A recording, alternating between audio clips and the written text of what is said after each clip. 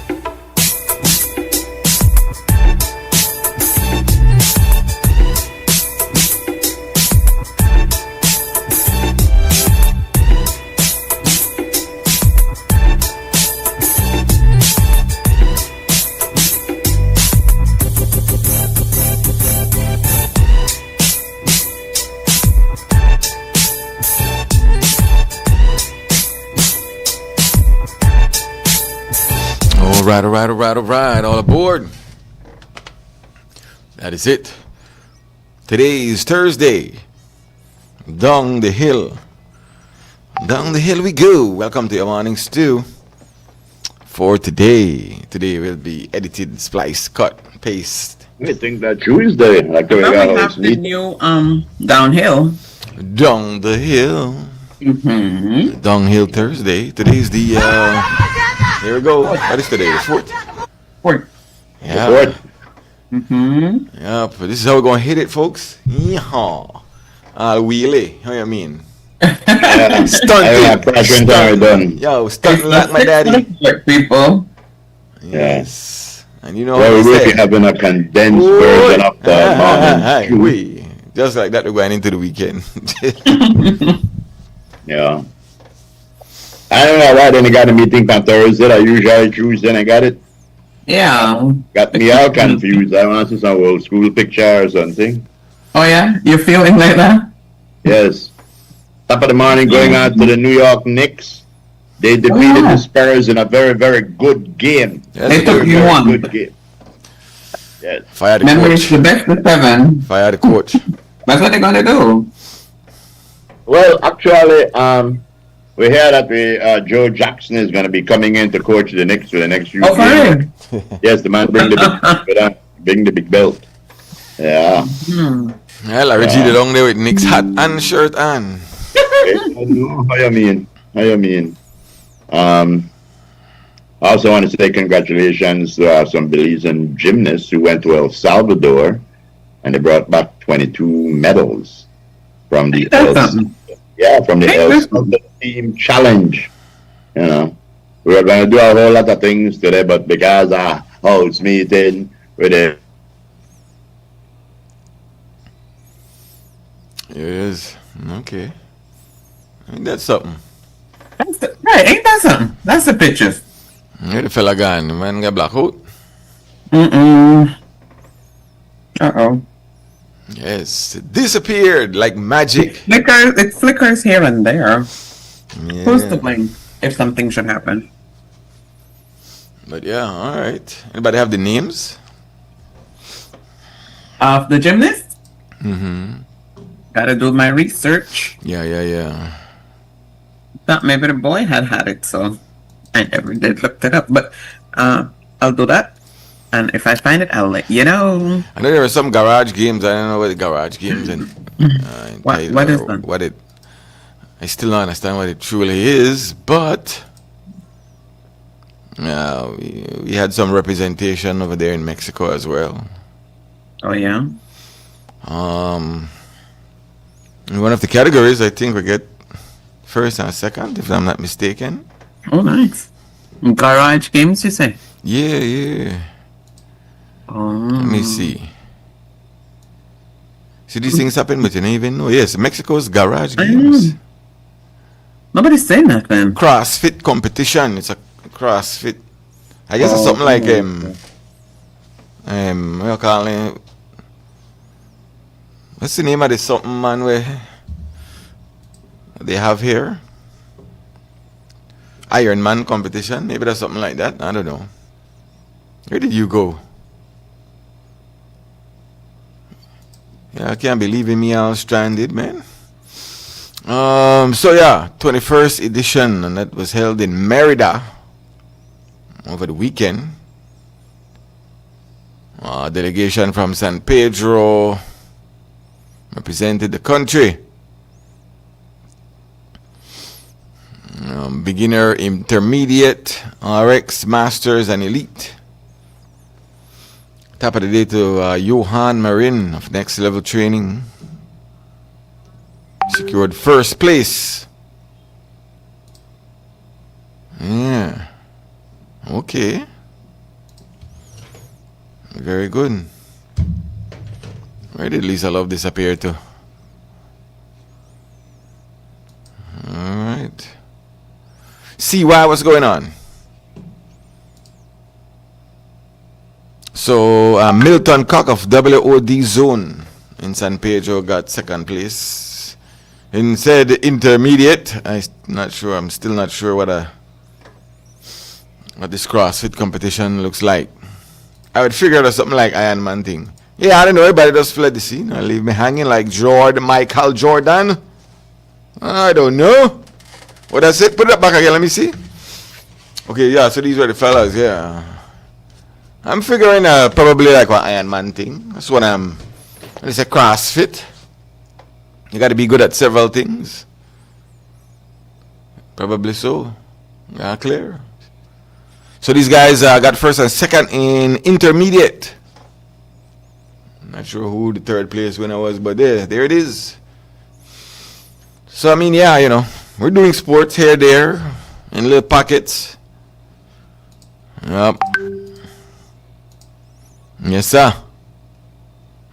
Yo, sir. Everybody get cut off. I tell you. Trying to get back on. That's what's up. Where did you go? You just leave me hanging like Jordan. Yo. I was trying. You can't fled the scene. I did not fled the scene. Next Always level me. training, yeah. All right, so there you go. Okay, there was some fitness in it, some strongman type things. Okay. Of what you speak. Okay, there you go. See? Of what you speak. Right. The garage games. Oh. Okay. CrossFit competition. So I guess, you know, some weights involved, maybe some athletics involved. Mm-hmm. But yeah, that was held in Merida. Was it Merida? Yeah. So big up them guys, yeah. Mm-hmm. That's good. That's Milton good. Cock and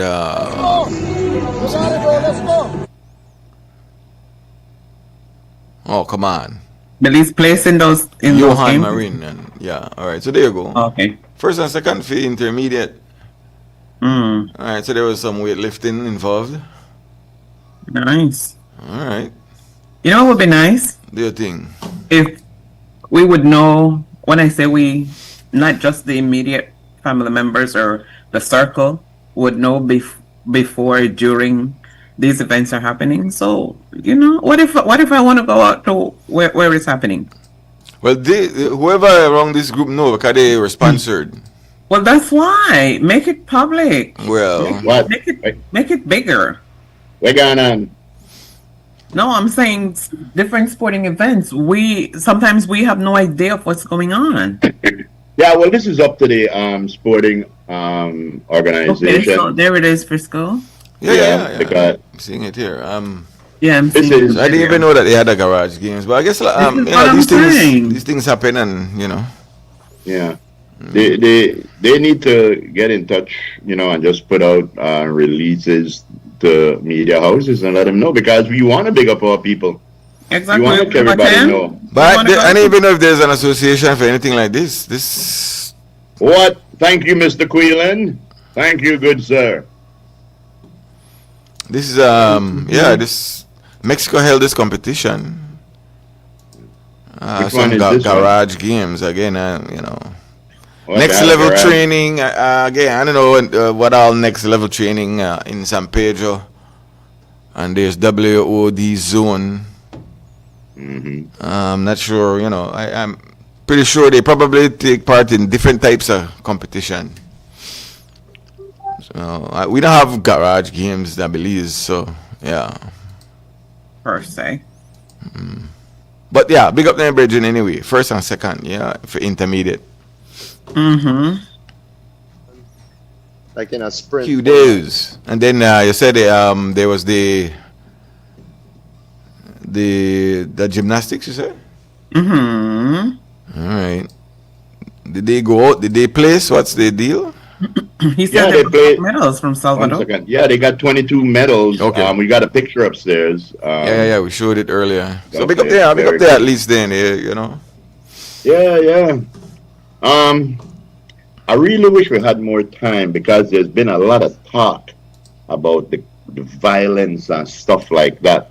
And we here at the Morning Stew spent, about 4 weeks yesterday studying where they go on. And us, among with other scientists across the globe, came to a crazy conclusion about human development, right?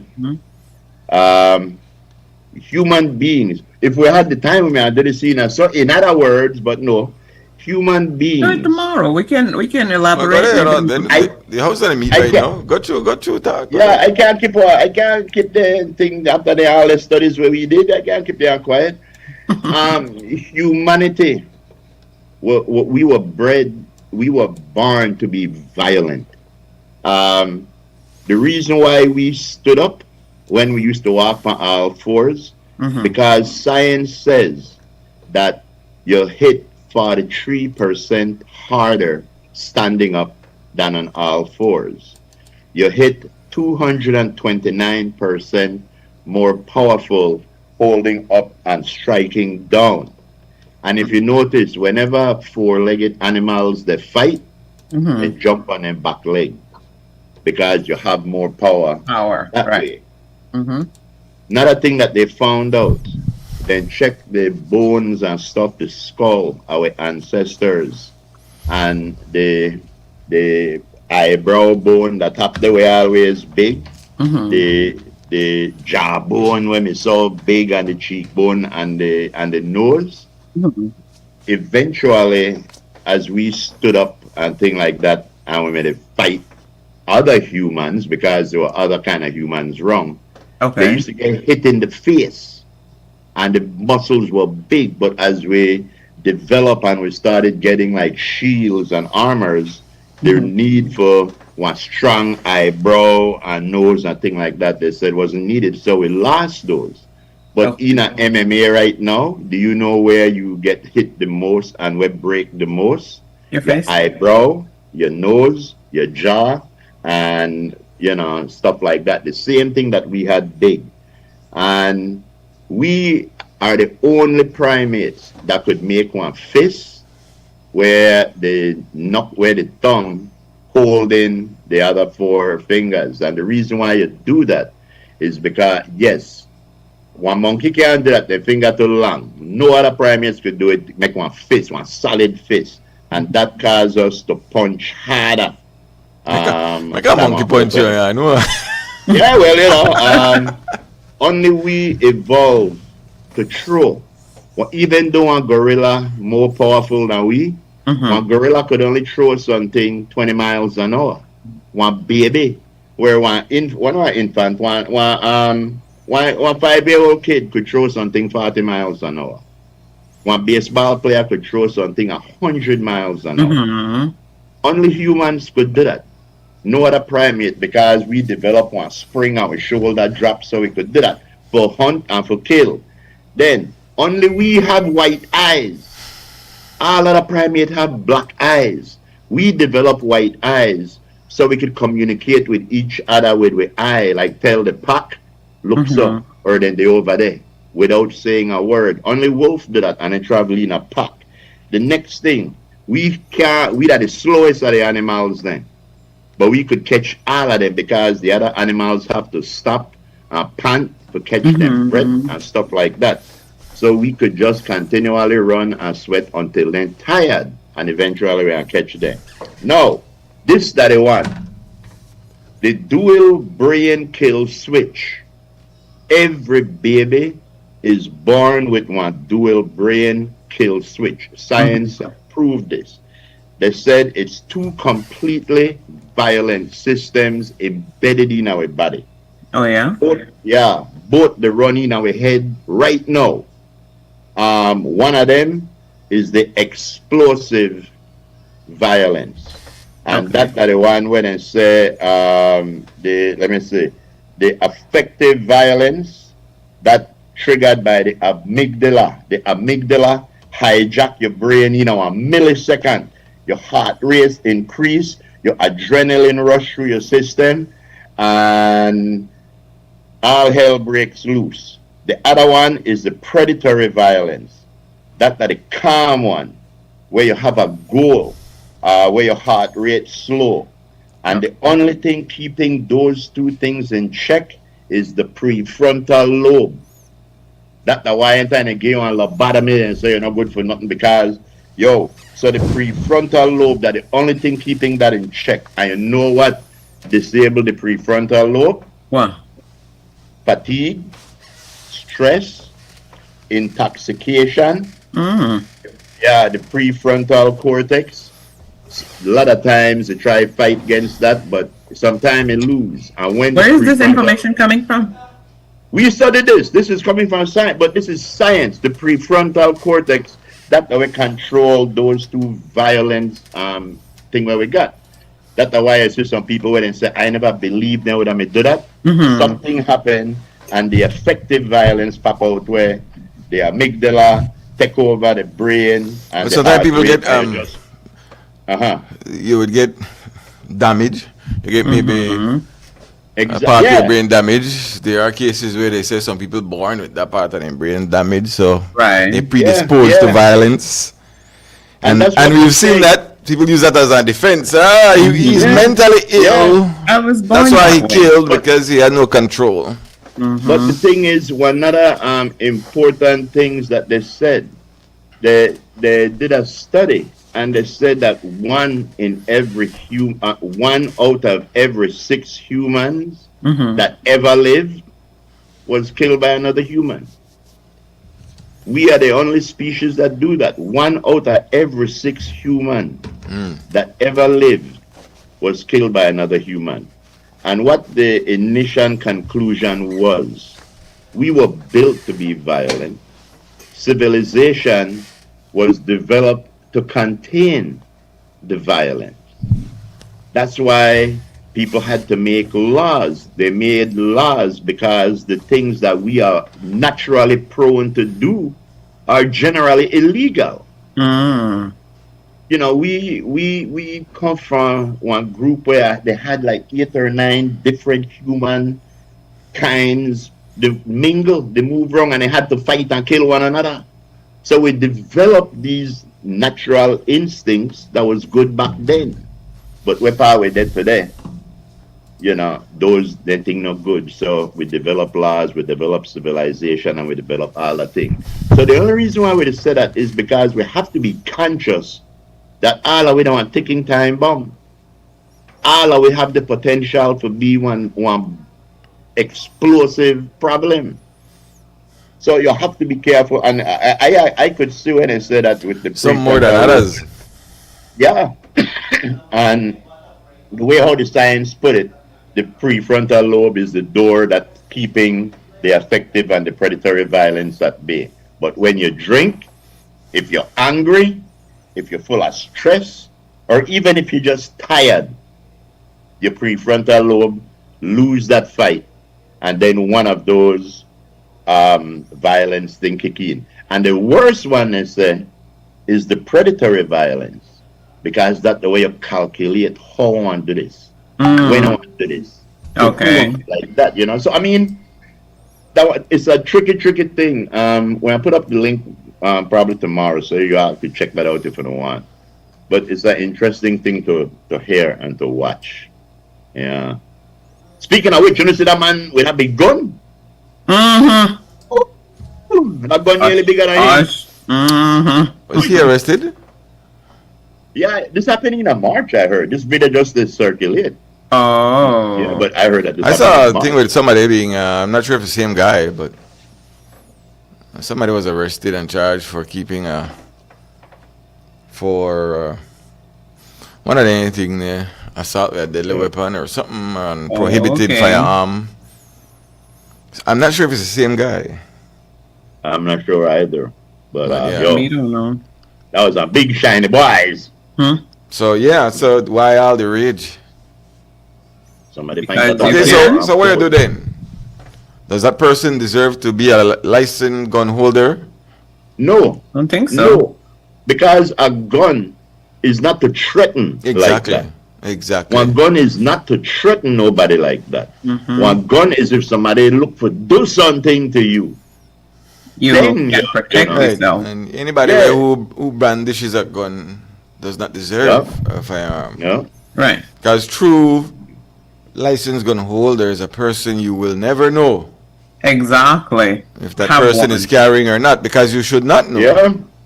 Well, yeah, Yeah, you that one, you exactly. walk around and you pull out your gun, real dummy. But anyway, And then I tell you something, one other thing where I never get. I tell you, they barely never get like one tone, nail, shut off, where like put the gun in. I never understood. that's reckless. But yeah, I mean, Yes, but you know what I don't understand neither, bro. I like What? police officers. Police officers I've seen have them gun pushing at them belt, in them pants. Anybody could run past and just run, gun with that. One gun supposed to be in one holster with one lock over the holster, one snap, so that nobody just can't come. If you get in an altercation with a suspect, and your gun there in your Isn't it in a holster? no. some of them Maybe have it, one but some couple of them must have just it in stick a in their holster, but pants. Yeah, I some. see a lot of them have it pushing at them Yep, pants. yep. Some of it got the holster. Some they have the holster on the inside. Yep, and that could easily be taken away from you like that, or something could happen. You could hit one bump in the back of one of your truck and shut off one of your toe nail.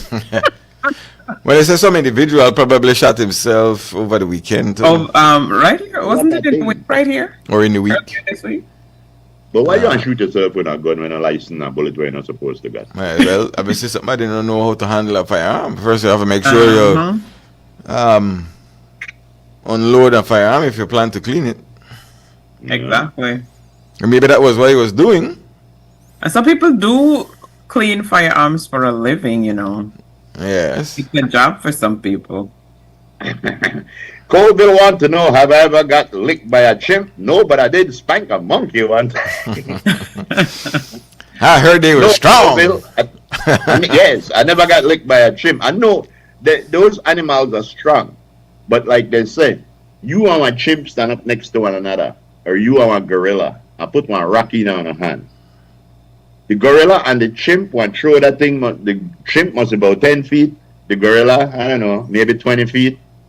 The human want throw that thing 90 miles an hour. Far. Based on the mechanics, right? Yeah. Yeah, just on the mechanics. You know, it's not about stress. It's not the size of the ship. It's the motion of the ocean. I want to make me punch you from close range. Well, that's a whole other story. That's another story. You know. Oh, different mechanics then. I remember when I made it watch The Gods Must Be Crazy, and Ali Bali just made it run and run and run and run. I forget the way me whiny, but he just made it run. And instead of the whole lot of times we used to hunt back in the day, if you see one gazelle pop away, you just start to run behind her, because eventually the gazelle has to stop, because you know sweat. It have to stop to do that lick that tongue thing. And when it stopped, that's when you jump on and you throw your spear out and you catch on. Tell us, what is the gazelle again?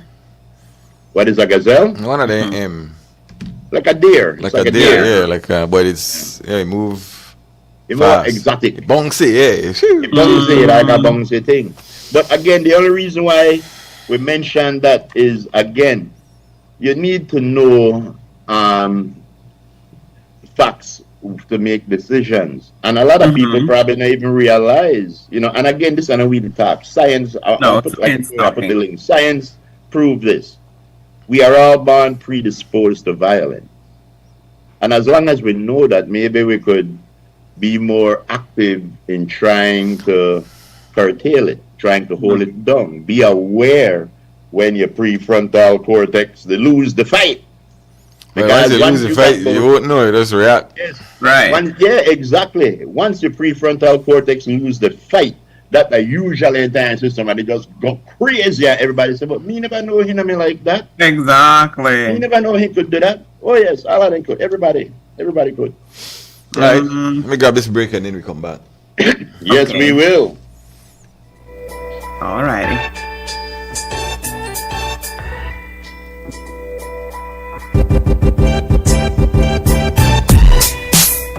This Mother's On the Day, move, celebrate so the are woman we. who makes the house Atlantic feel like Insurance home on the go all is month rolling long. into your area Great deals at the like nearest Department of 15% Transport, off ready to bathroom help and kitchen you fixtures renew your from policy, Moen, Hansgrohe, review your coverage, and ask for- Duraflow. Plus 15% off Hispasenza tiles, Stormguard windows, and 40% off Sunlight windows. And 15% off Berger paints and huge savings on clearance colors. So come in to Habet and Abet or Brothers Abet, call us or WhatsApp us today and make this Mother's May one to remember. Happy Mother's Day to all marvelous moms. Life moves fast. Your connection should keep up. Need more credit? More data? A flex bundle that fits your lifestyle?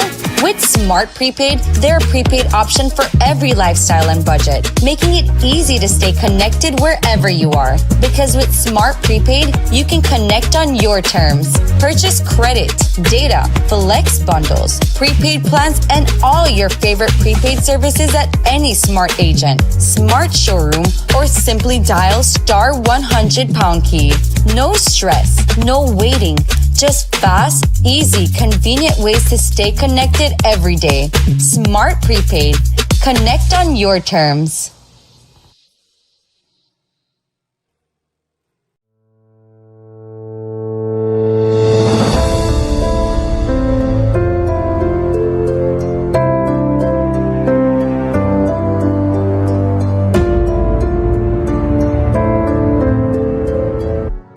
Member owners of St. John's Credit Union Limited, mark your calendars.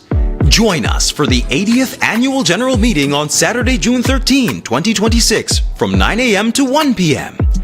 It's all happening at St. Catherine Academy's Mercy Center Auditorium on Marine Parade Boulevard, Belize City. Your voice matters. Come take part in the discussion on our transformation, member benefits, and plans. Registration starts at 8 a.m. Come out, cast your vote, and help shape your credit union's future. Plus, get ready to win prizes throughout the event. For 80 years, St. John's Credit Union has stood with its member owners. Now, we look ahead to the next chapter. Together, you're more than a number. You're a member owner. St. John's Credit Union Limited. Safe saving, smart borrowing. Amandala is now online. You can now access Amandala's midweek and weekend issues online by logging on to our website at amandala.com.bz/news and joining our membership portal today. There's 5 easy steps to get unlimited access to weekly e-paper, archive publications, and a host of other exclusive contents. Number 1, go to Amandala's website. Number 2, navigate to subscribed areas. Number 3, choose a membership level. Number 4, check out using our secured portal. Number 5, log into the members only section. Telephone numbers 501-280-4703 or 202-4477. Fax us at 501-222-4702, or you could email at amandalapress@yahoo.com or amandalapress@gmail.com. Amandala, all power to the people.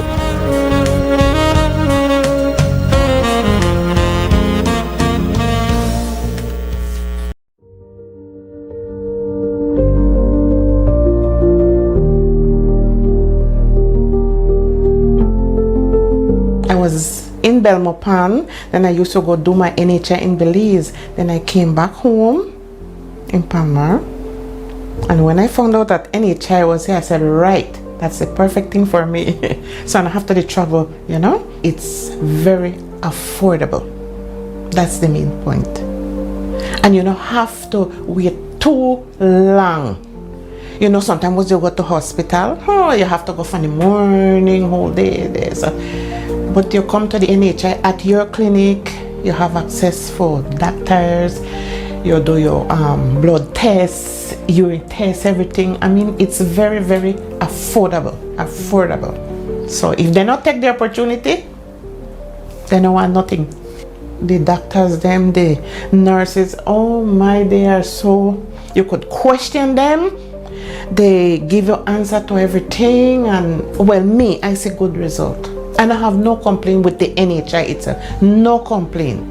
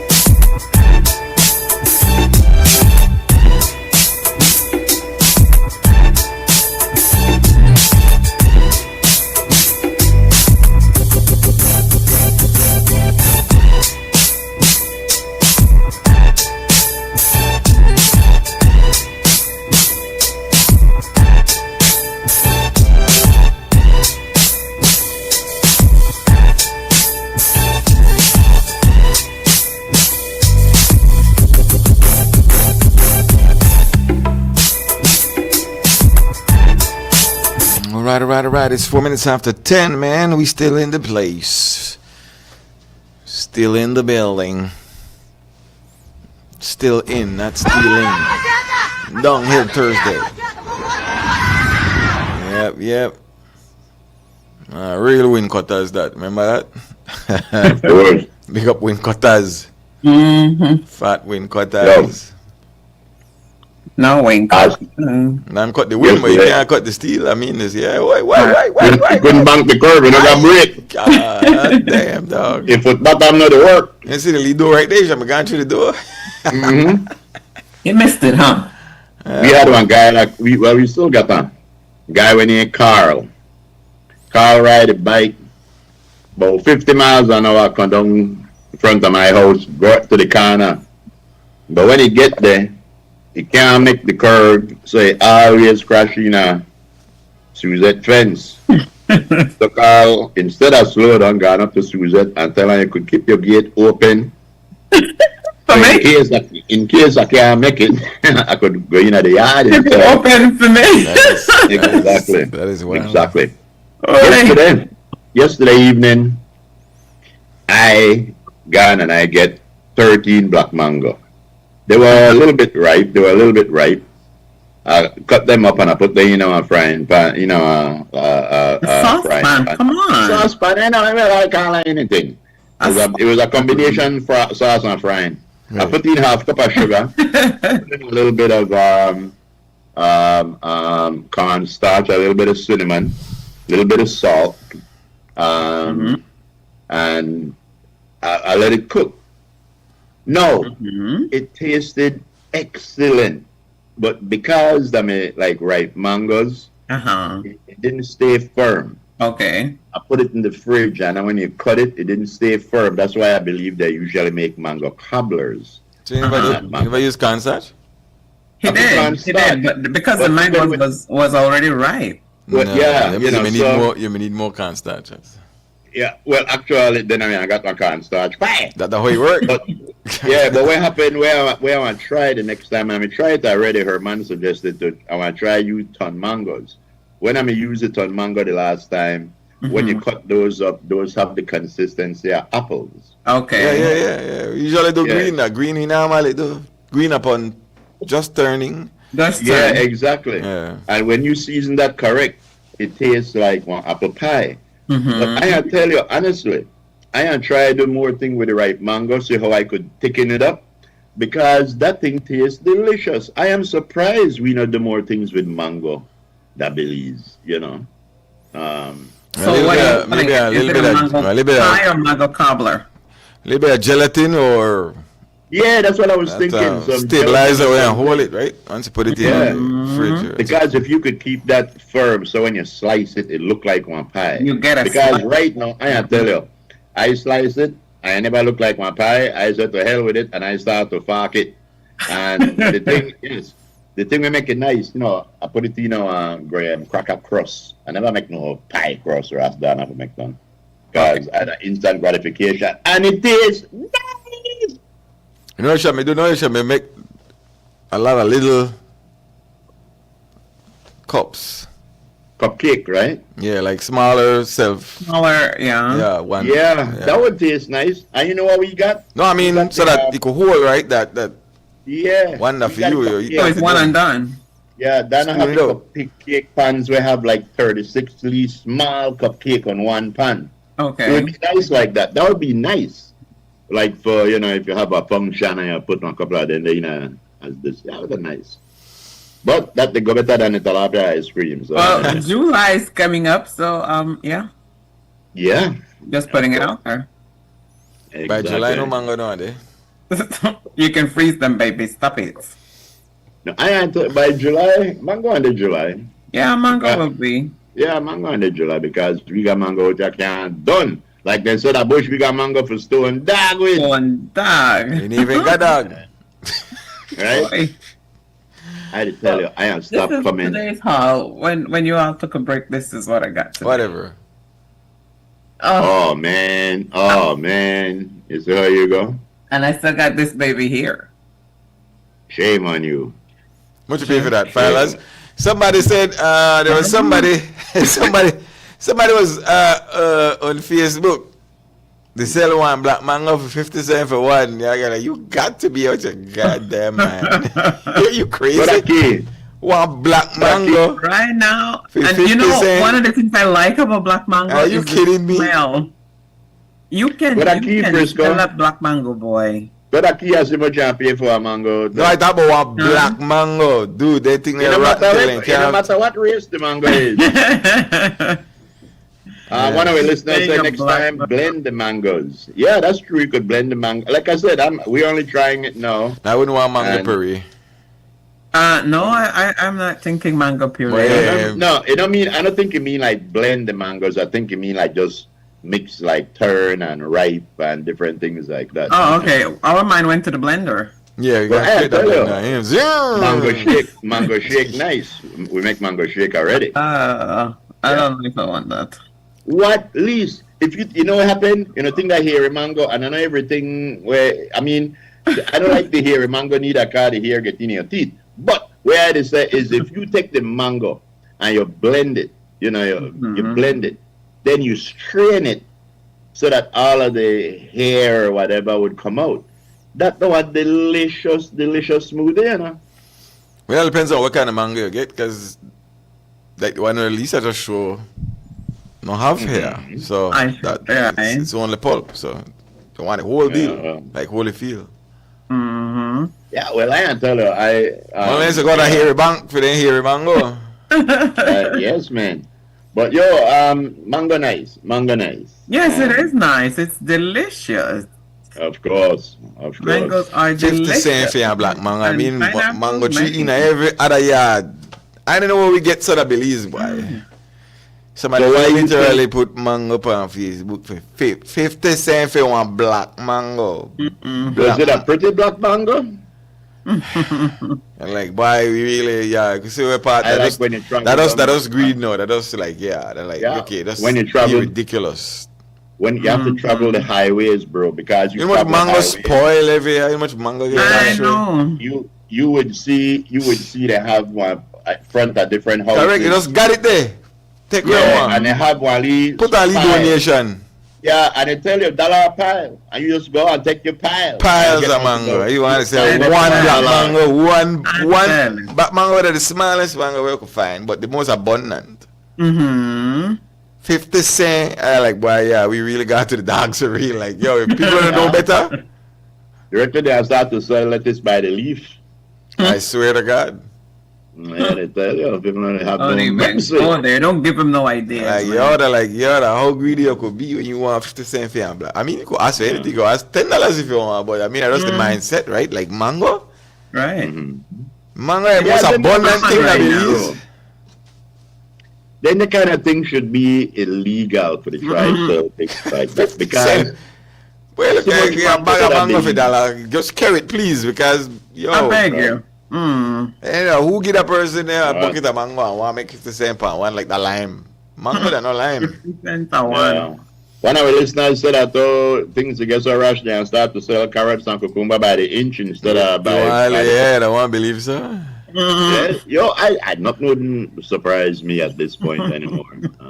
Yeah, what can be made? One of her stories says her sister makes like jam out of the mango. Well, I mean mango jam. Yeah, mango I know. jam, I've used to do we call it stew mango back in the day. We do the same thing when you do groove, put it in the pot, the green ones, and Sugar. then we bottle it up. Yeah. Nicest thing for eat with hot bread. Exactly. But I think that because we got so much other things to eat now, we used to do it back in the day because, you know, we didn't have as much nice things as now, but now. We get lazy, man. We every get nice lazy. thing. We don't want to do that no more. Yeah. We had just as nice. Instead of go make your mango jam, you go buy one Welch's. Yes. Yeah. So it is. You get the green one because you want it a little bit tart, right? You want it tart. Right. Yes, Yes, yes. You make Exactly. Give it- chutney. You make mango give it- chutney. Hey, watch your mouth. I don't know Speaking about about chutney. I want to say respect going out to Belmapan because I see that Belmapan have one roti place where they have a roti place where then they serve doubles. Is it doubles? Yes. I think that doubles. I share it on my page. I like it so much. I hope that We know you like the roti. Yes, we like the roti, but they don't got roti. They only got doubles. And they don't have doubles this Friday, right? Yeah. $6 one doubles, almost $12 for the pair. If you add a one doubles, how much you get? One. So why didn't call it doubles? Because it 2 in 1. So that two you get? No, 1. One double. Never mind. Anyway, do you put cheese on your doubles? Because it's National Cheese Day. Cheese by a double is come on. It's National Cheese Day. Today, June 4th, is National Cheese Day. Wow. Now, what would be your cheese of choice? Dutch, Gouda. Yeah, I'd want me a nice sharp cheddar right now. I would love a provolone or a Swiss. I Give like me the sharp. Give me the sharp cheddar. Sharp cheddar or a nice pepper jack. You know what? Which are basically mozzarella with pepper, but yeah. Two fried jack that doubles. Yeah, two. My ma used to spile Hannah. My ma used to buy grapes and stuff when Hannah was a kid. She never just give Hannah the grape. She peeled the grape and gave Hannah the grape and stuff like that. So Hannah grew up now that when she eat grape, she have to peel the grape. And what was the other thing I'm going to talk about just now? It just slipped my mind. Because cheese. Oh. Yes, but these are strikes again. yes, I know. You didn't talk about from under cheese, Marlon. That's from under cheese. From under cheese? Yeah. My mom used to use sharp cheddar with apples. And she would have cut one little piece of apple, cut one little piece of cheddar, and eat that. No, that's the way Hannah she want to do, and I tell her watch her. What? Wait, what? We no got cheddar money. We no got no cheddar for cheddar. You ain't got no cheddar? Not for cheddar. Yeah. Yo, Marlon, you see the names where me and Swayze they put in the group there? From under cheese? You don't know from under cheese? Yeah, we know from under cheese. Do you know where it come from under? Coming from the land down and hey, June the 19th. Do it. Let me see something here. They think nice though. June the 19th. Remember, I get to hopefully we'll get the tickets out soon. Get your tickets. Yeah, well, they're not available. The tickets not yet, but they will be. But yeah, we're just spreading the word so you know, right? We got till the 19th. Well, I mean, it's the 19th, but yeah. Sometime next week, I would believe that we'll get these things moving off. No problem. Yeah. I want no problems. Man, now who to stroke the salami? I beg you. What? Who do what? Stroke the salami. I want a nice salami. Hey, listen, I want to send before we go, because we're already getting a message, but I want to send a happy birthday, a very special happy birthday. Our birthdays are special, but this one is for Miss Sylvia Quillen. She's celebrating her 81st birthday today. Put it up. Wow. Happy birthday to you, Miss. Yes, Miss Sylvia. No, man, a person is just about 45. I tell you.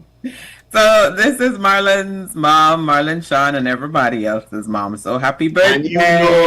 And you know the lady could dance better than anyone else. So Marlon, you must be sad that you never gave her my good looks. No, well, the man try suffer through it, but they are, right? Right, good morning, Herman, off of the bell. Good morning, Miss Edna Pollard, Miss Di. Good morning, everybody. Good morning. Anybody else's birthday? Also, yes, William. William is having a birthday as well. Yeah, William Neal celebrating a birthday today. Happy birthday, William. There's a guy, and I say, I'll take the picture. There's a guy. He was doing I follow the Cologne blogs, and there's a guy, and he's probably from the islands, one of the islands. And I had to watch his man. I said, "This bally fever, William."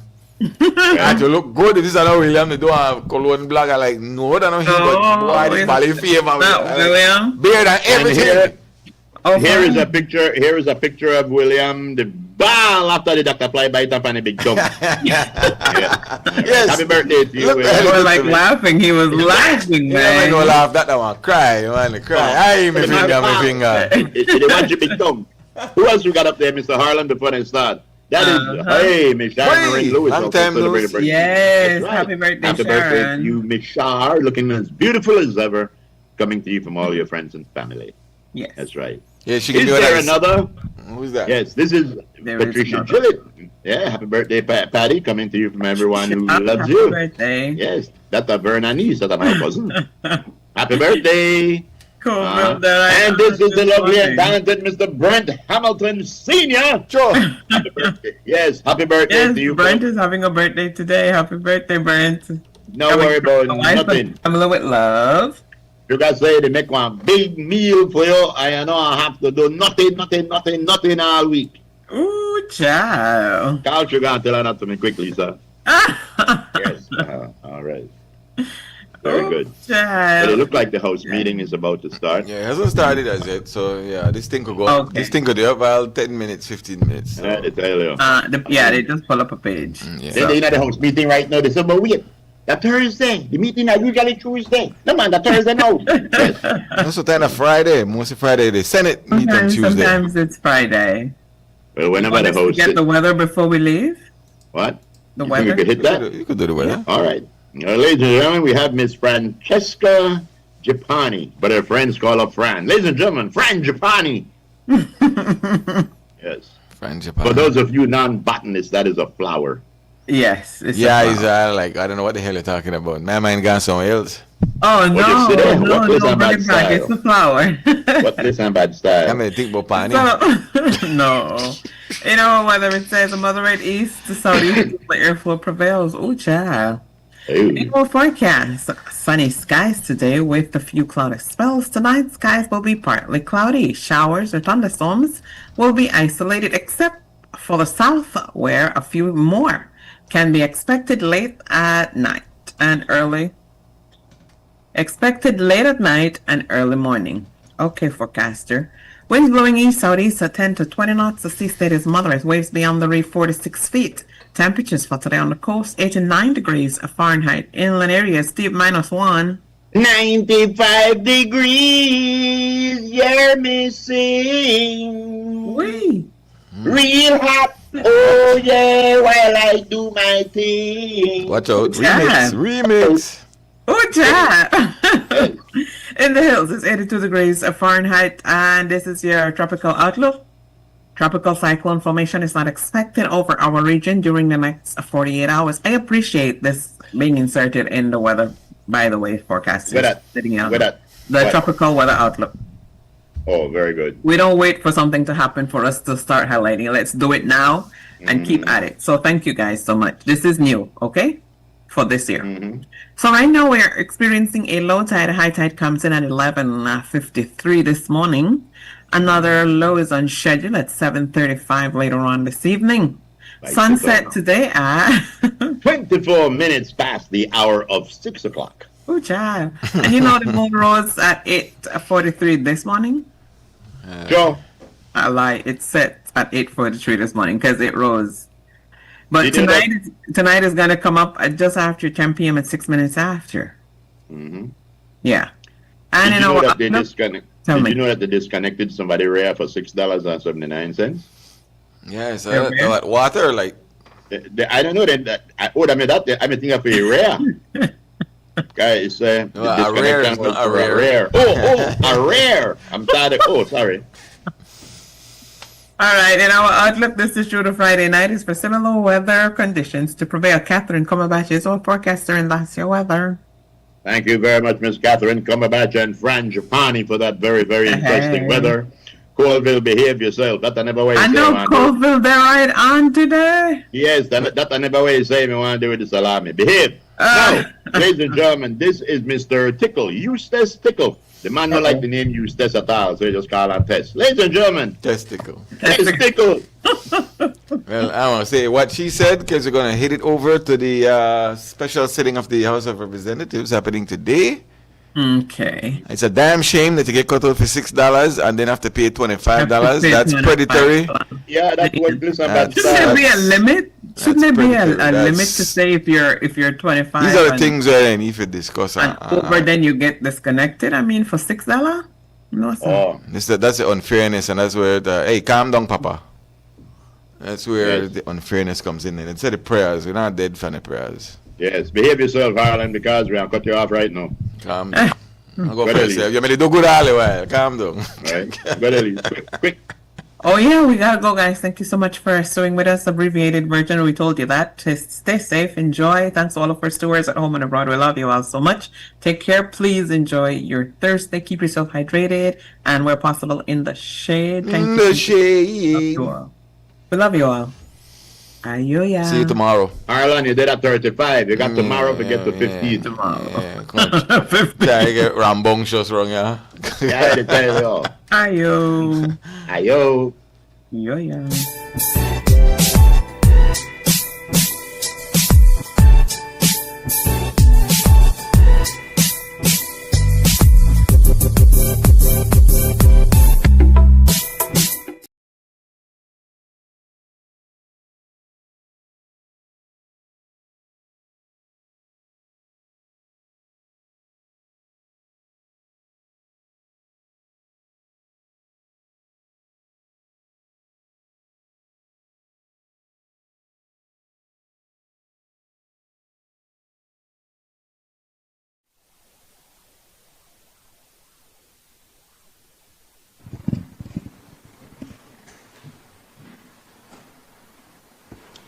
Announcement by the Speaker.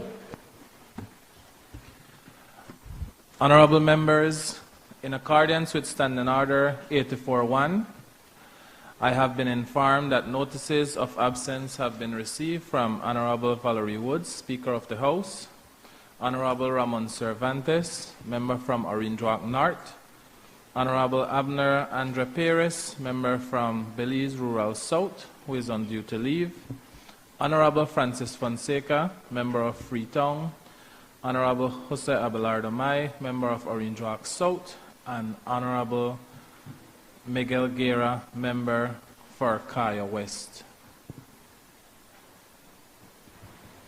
Bills brought from the Senate. I recognize the Honorable Minister of Home Affairs and Enterprise.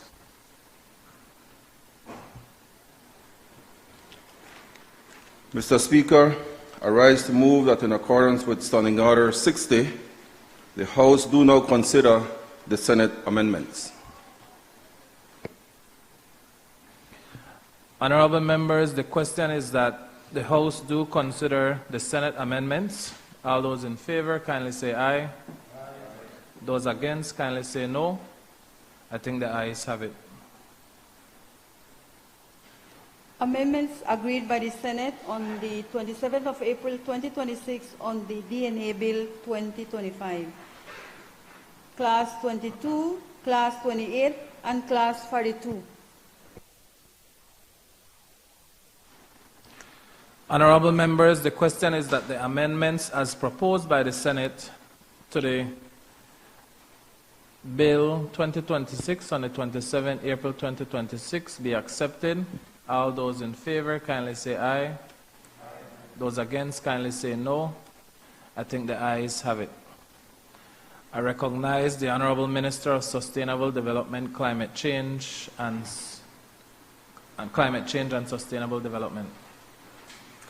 Mr. Speaker, I rise to move that in accordance with Standing Order 60, the House do now consider the Senate amendments. Honorable members, the question is that the House do consider the Senate amendments. All those in favor, kindly say aye. Aye. Those against, kindly say no. I think the ayes have it. Amendments agreed by the Senate on Monday, 27th April 2026 on the Climate Change and Carbon Market Initiatives Bill 2025, Class 3, Class 6, Class 17D, Class 18, Class 20, Class 22, Class 24, Class 36-1, Class 39-1.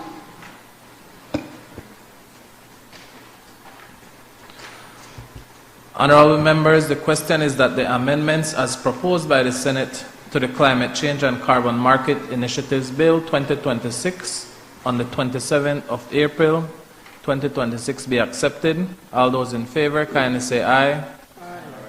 Those against, kindly say no. I think the ayes have it.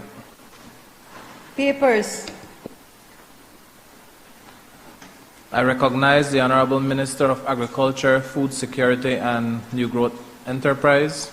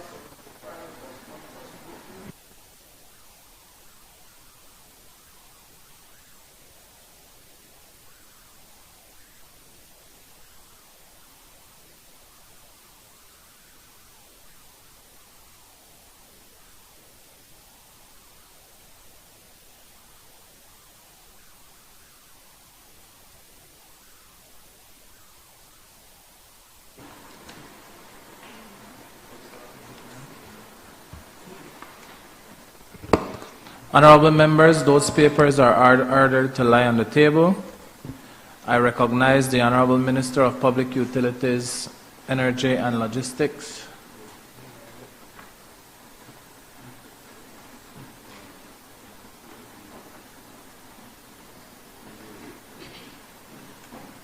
Mr. Speaker, if you will allow me to intervene on behalf of the Honorable Minister of Public Utilities, Energy and Logistics, I rise to present and lay on the table sessional paper number HR 77A/1/14, the Electricity Licensing and Consent Regulations 2026. Mr. Speaker, I order the paper to lie on the table. Honorable members, that paper is ordered to lie on the table.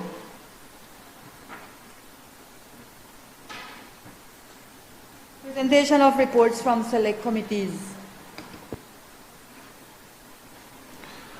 I recognize the Honorable Chairperson of the Health and Human Development Committee.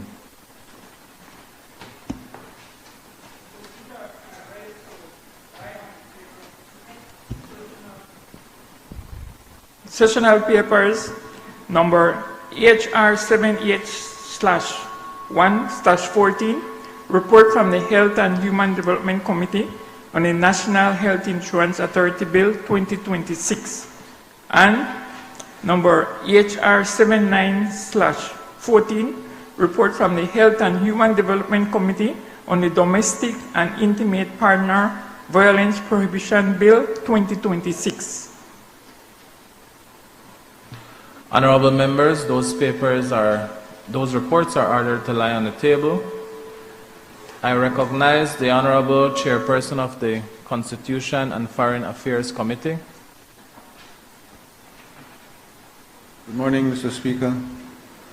Mr. Speaker, I rise to lay on the table sessional paper number HR 80/1/14, report from the Constitution and Foreign Affairs Committee on the Caribbean Community Free Movement and Contingent Rights Bill 2026. Thank you. Honorable members, that report is ordered to lie on the table. I recognize the Honorable Chairperson of the Joint Public Accounts Committee. Mr. Speaker, I rise to lay on the table sessional paper number HR 81/1/14, report from the Joint Public Accounts Committee on the report of the Auditor General for the year April 2016 to March 2017. Mr. Speaker, to order the report to lie on the table. I recognize the member from Fort George. Mr. Speaker, if you will allow me to just briefly speak on this report being laid on the table.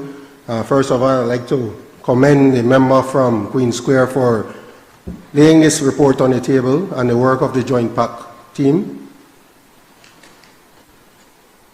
And just to comment that we hope that this Joint Public Accounts Committee can continue to do its work in accordance with the mandate given to them I note with concern that there were some instances where members of the committee were suggesting that they would just brief over years of reports. And I think that that is important, and the public demands that each year be given its due consideration and review by the Joint PAC team, and we hope, for the record, that that is what happens. Thank you, Mr. Speaker.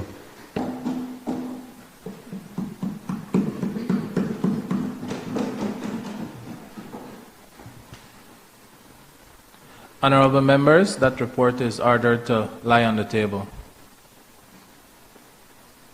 Statement by Minister. I recognize the Honorable Minister of Sustainable Development, Climate Change and Solid Waste Management. Thank you, Mr. Speaker. Mr. Speaker, I recognize the members of the gallery with special recognition to the PACT ED, Mr. Abil Castaneda, and the hard-working, diligent staff of the Protected Areas Conservation Trust.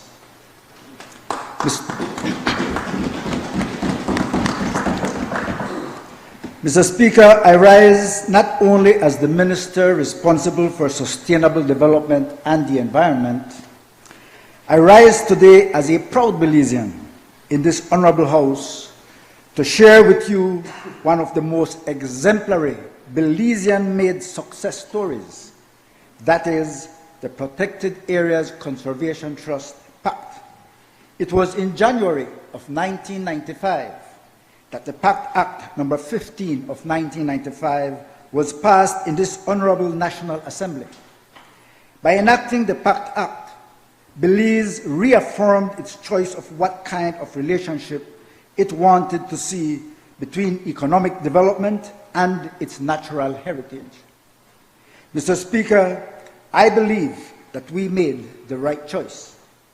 However, it was not until June 6, 1996, that the PACT officially opened its doors on Mango Street in Belmopan, and therefore, this Saturday, on June 6, 2026, PACT will celebrate 30 years of legacy, of partnership, and of true impact.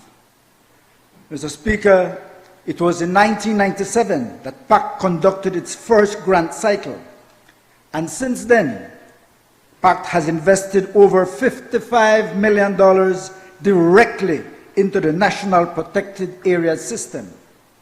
This has translated into over 500 grants awarded to key NGOs and co-management organizations across more than 2.3 million hectares of protected landscape, and it has impacted the lives of more than 200,000 Belizeans across more than 60 communities of our jewel, with over $2.6 million Belize dollars invested in scholarships, training, research, and education in environmental science and related disciplines. PACT has also served as a beacon for young and aspiring Belizean environmentalists to become leaders and champions of our natural heritage.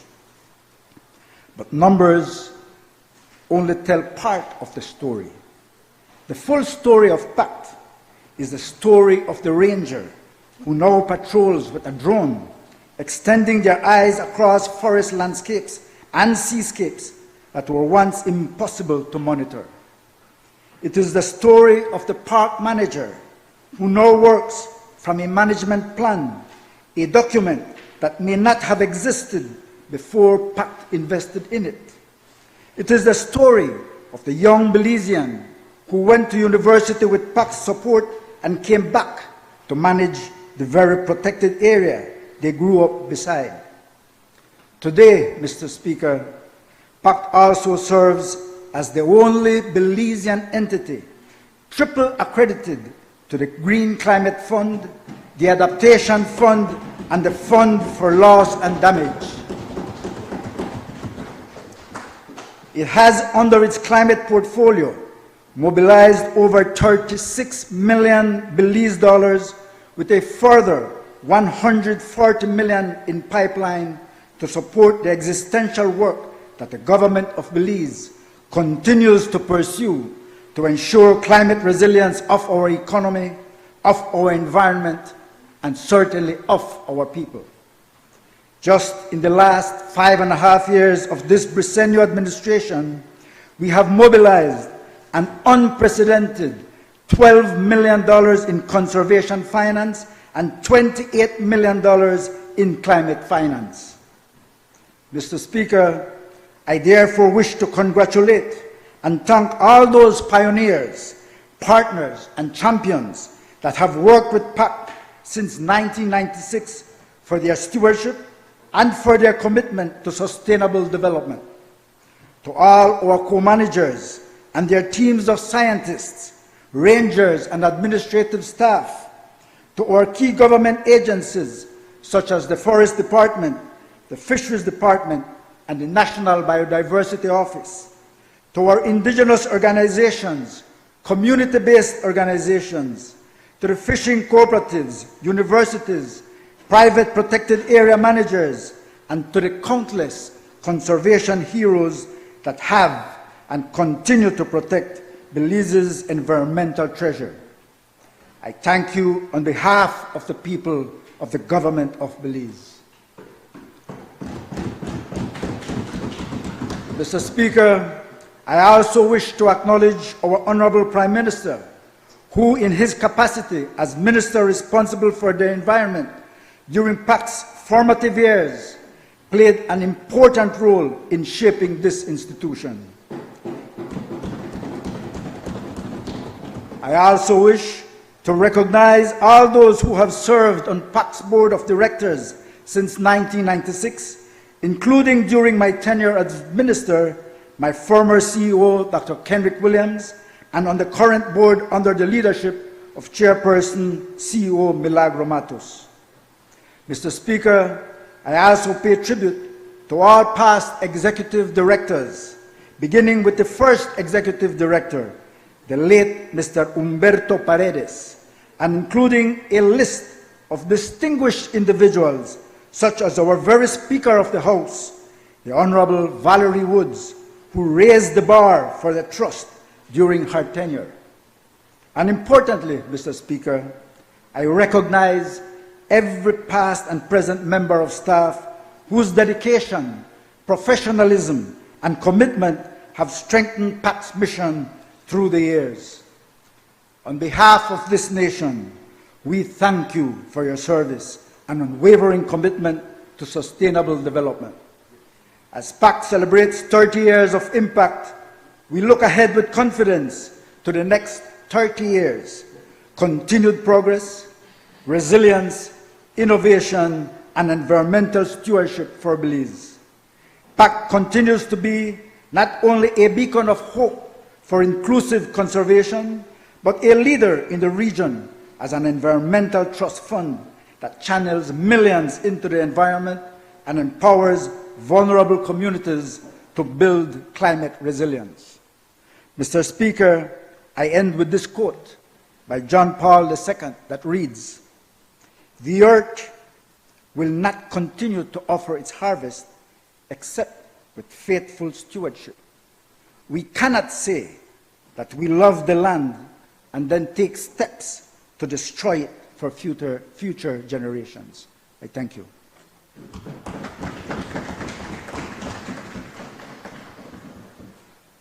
Introduction of bills. I recognize the Honorable Prime Minister.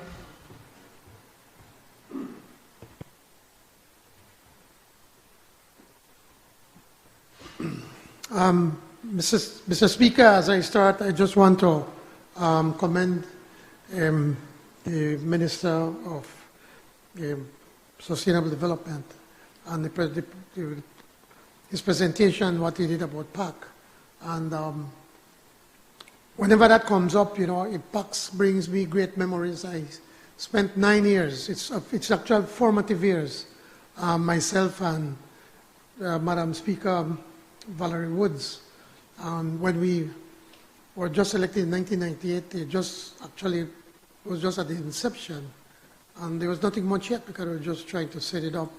And a lot of credit has to go to Madam Speaker, to Val, as she took it on as the executive director, tried to come up with a good team. And it was important that from the very start that we could set up a certain culture within PAC and certain regulations to ensure that the monies that are collected are going to be spent wisely, and they have to be accountable, and as to where it's supposed to be spent. Because as you know, whenever there's a trust fund, it's so easy for people to try to find ways how they could get their hands on it. And we try to ensure that we have enough guardrails to protect that money, and so for the minister to announce today that so far that they have issued over $50 million for the protected areas and the protection of our environment, our natural resources, things that makes us stand out as a country. It speaks volumes to the people at PAC, and not to the new director and his team, and certainly on my behalf and my family, our government, and a grateful nation. Thank you so much, and keep up the good work.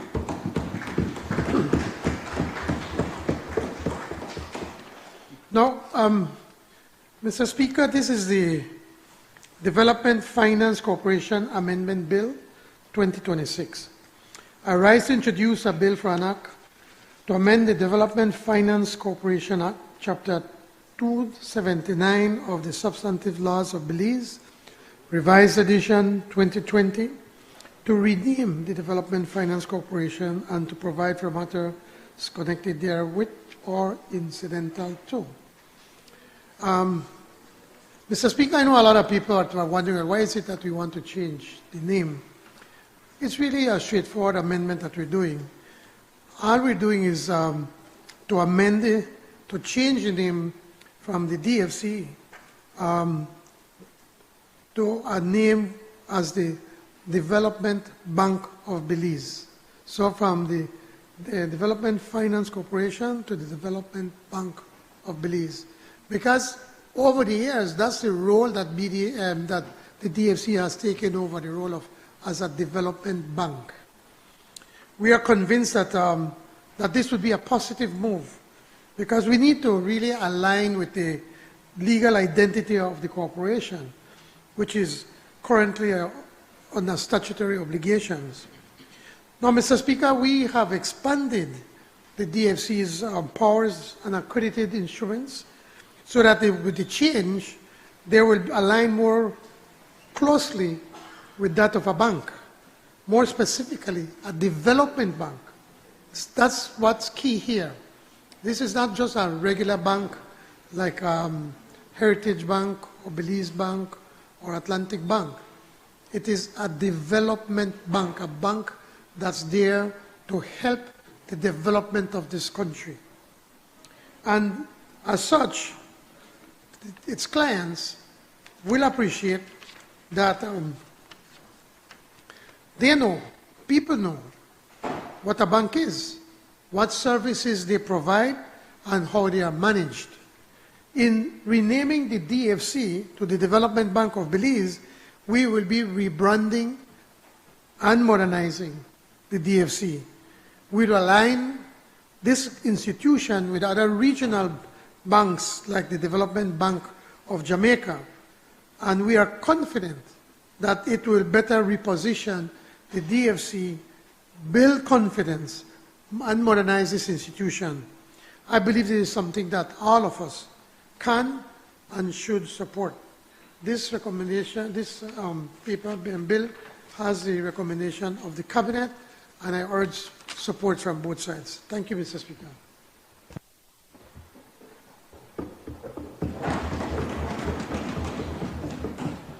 Honorable members, that bill is referred to the Finance and Economic Development Committee for examination, consideration, and report. I recognize. Bill for an act to amend the Development Finance Corporation Act, Chapter 279 of the Substantive Laws of Belize, Revised Edition 2020. I recognize the Honorable Prime Minister.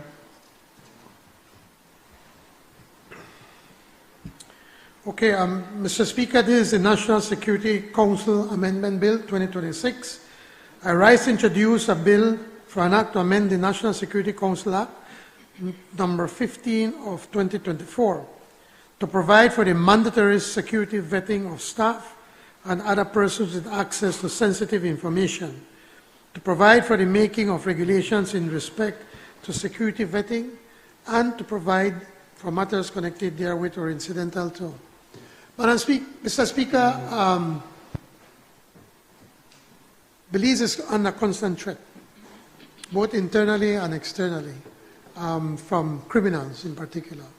And more our security forces become vulnerable to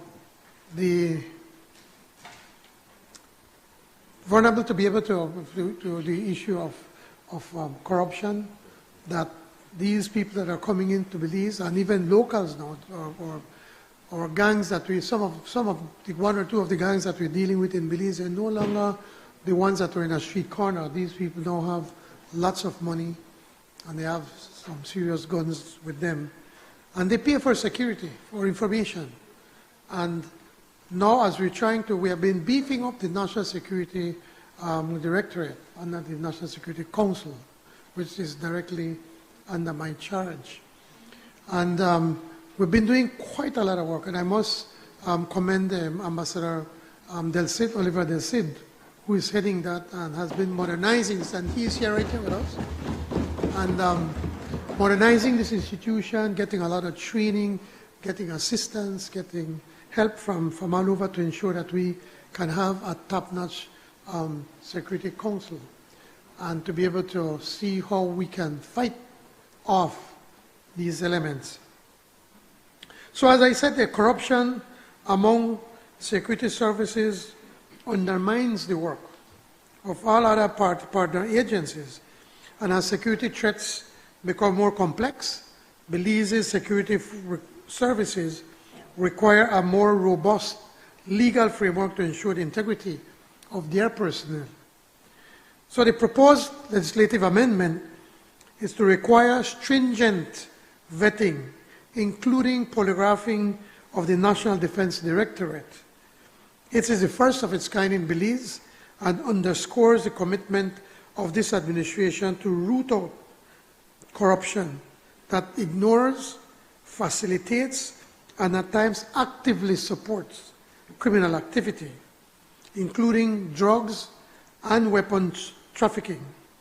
We expect other security services to follow with similar legislative amendments in the future. Now, mind you, there are a lot of good security officers, but there are a few that are out there that, you know, especially, and I'm not without pointing fingers, you know, at one time at the JIAC, because it was so loosely managed, you know, you hear the police, they go north, and the plane, and they go south. And they had the police, because people from inside the JIAC would step outside and make a phone call and give the information as to where the police is going to be moving. And so we've been doing and trying to manage that as best as we possibly can. And I know that we've spoken, I think, to both the BDF and the police, and they say they also want to be a part of that, where they have, not everyone, but people that deal with sensitive data, that they have to be polygraphs to ensure that as best as possible, as we possibly can, that the information that we have, this very important information that we have to be able to fight off these criminals, that it can remain within the department. The proposed amendments are entirely in line with other security agencies throughout the Caribbean. It's nothing new that they have in place. So the current proposal includes background checks, polygraph exams, and drug screening. And includes one, the vetting, as I said, the vetting and polygraphing procedure. You have to follow the law, and notifications of the outcomes. And two, the establishment and composition of a vetting compliance committee to ensure that the process is fair, transparent, and that it is not weaponized or otherwise abused. So these proposed provisions will establish a culture of integrity within the National Security Directorate. With the proposed amendments, we expect then that the Director will, 1, identify risky or criminal behavior. A comprehensive vetting helps to identify vulnerabilities like substance abuse, susceptible to coercion, affliction with criminal elements, and criminal activity. 2, the staff remains accountable. Regular comprehensive vetting fosters a culture of ethical conduct to maintain professional integrity. And 3, staff will protect classified information. Because the NSD staff has access to sensitive data, comprehensive vetting will ensure that only trustworthy individuals access and manage this information. Mr. Speaker, this bill has the recommendation of the Cabinet, and I wish that an appeal for support from both sides of the House. Thank you.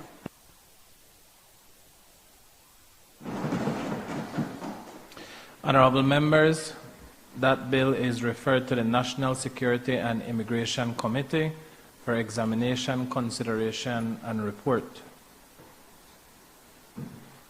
Bill for an act to amend the National Security Council Act, Act number 15 of 2024. I recognize the Honorable Prime Minister. Thank you, Mr. Speaker. Again, this is another very straightforward bill. Mr. Speaker, this is the Belize International Financial Services Association Amendment Bill 2026. I rise to introduce a bill for an act to amend the Belize International Financial Services Association Act, Chapter 273 of the Substantive Laws of Belize Revised Edition 2020 to provide for the change of the name from the Belize International Financial Services Association to the Act to the Belize Financial Industry Association Act, to provide for the change of name of the association to the Belize Financial Industry Association, and to provide for matters connected therewith or incidental to. I know many people are asking, well, what is there to a name?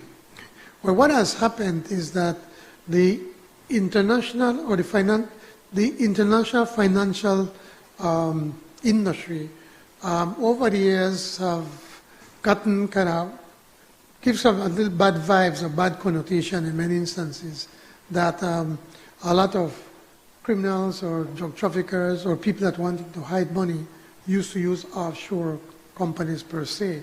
So that whenever people hear about international financial services, that's exactly what they think about. Now the association, this Belize Association, now they are requesting that we change the name now just to the Belize Financial Industry Association. And pretty much the same thing, the same group will be working, or they'll still be out there marketing Belize, the financial services that we provide.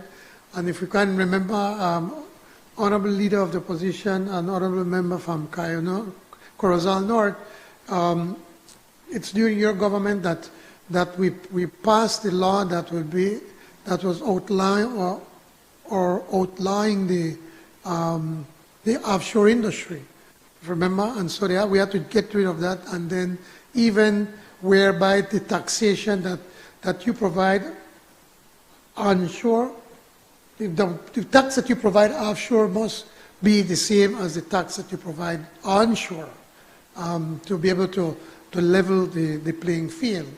And since then, the industry has been grappling in trying to find niche markets and how they could survive.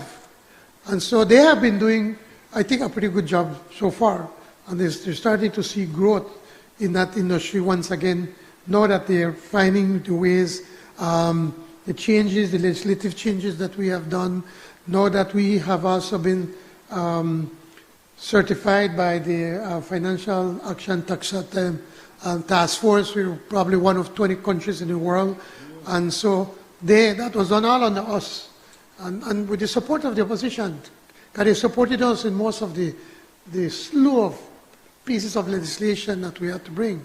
And now it's starting to pay dividends, because now when they go out to these events internationally to market Belize, they could say, well, see, we are one of the few that have this stamp of approval. And then that encourages these people to come and say and do business using their services in Belize. So it's another progression to ensure that we can bring a positive light to the financial services that we provide. So again, I ask the support to change the name now to the Belize Financial Industry Association, and it has the support of the cabinet, and I urge both sides to support. Thank you, Mr. Speaker. Honourable members, that bill is referred to the Finance and Economic Development Committee for examination, consideration, and report. Bill for an act to amend the Belize International Financial Services Association Act, Chapter 273 of the Substantive Laws of Belize, Revised Edition 2020. I recognize the Honourable Prime Minister.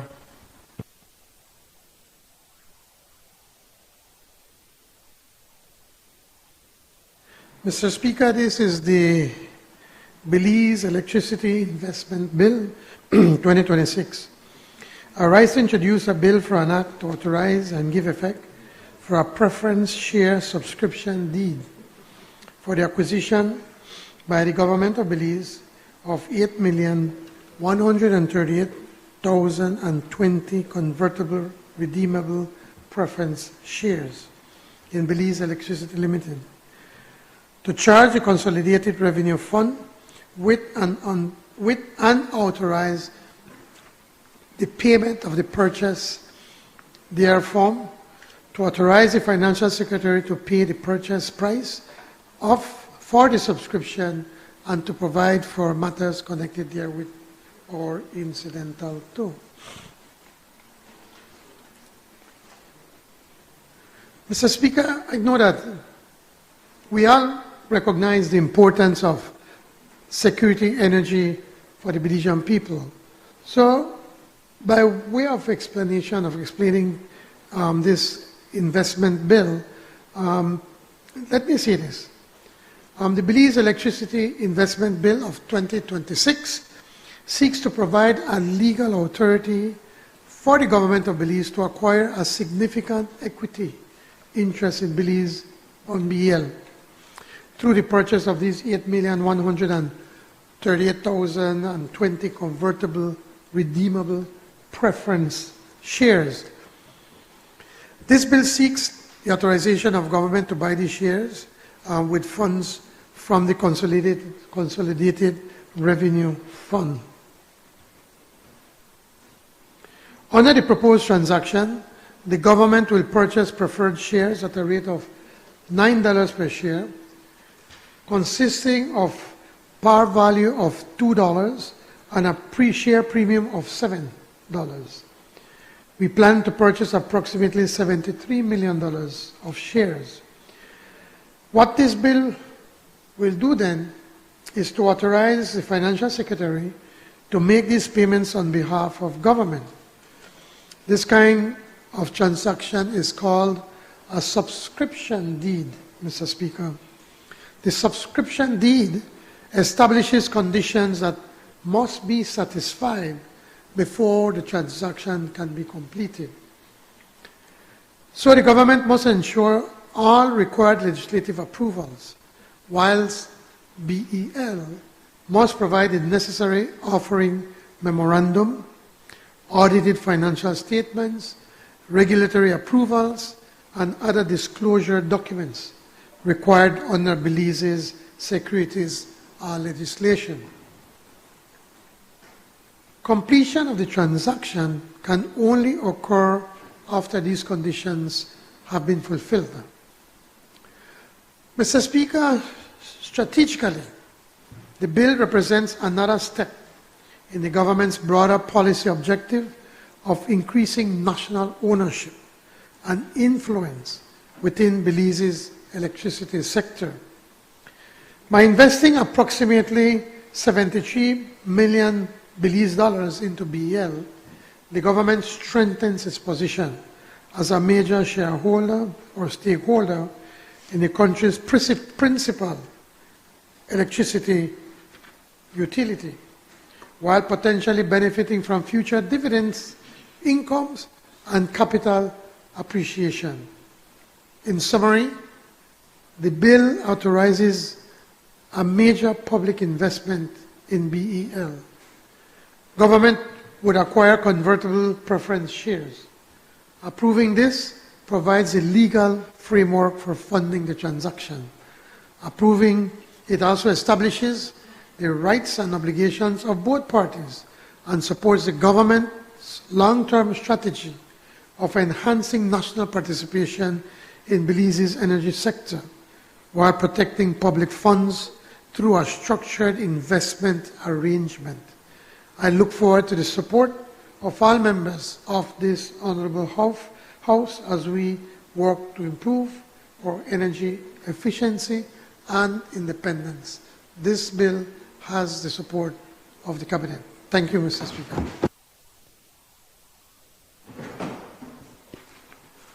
Honorable members, that bill is referred to the Finance and Economic Development Committee for examination, consideration, and report.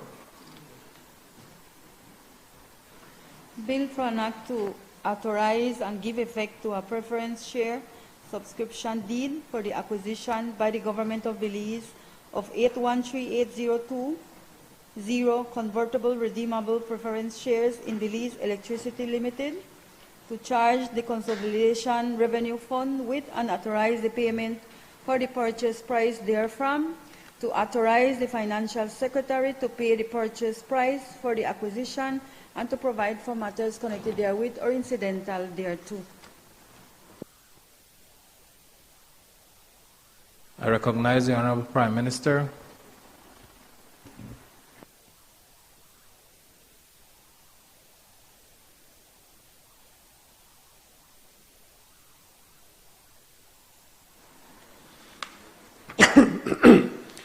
Again, Mr. Speaker, this is the International Development Association, or referred to as the IDA, Belize Energy, Childhood Development and Female Empowerment Project for US $23.5 million loan motion 2026. Whereas Belize is as a member of the World Bank Group, is eligible to receive development assistance through the IDA, a member of the World Bank Group, which provides concessional financing and grants to eligible countries to support poverty reduction, sustainable development, and priority social and economic development programs.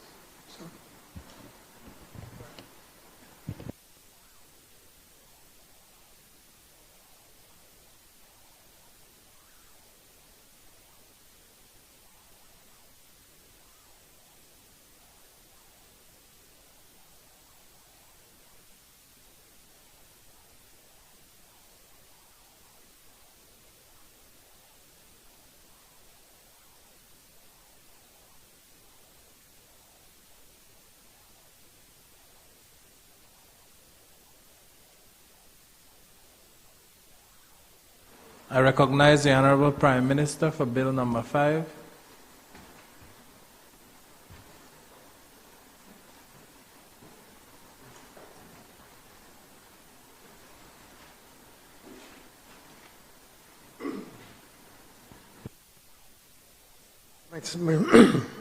Of myself, Mr. Speaker.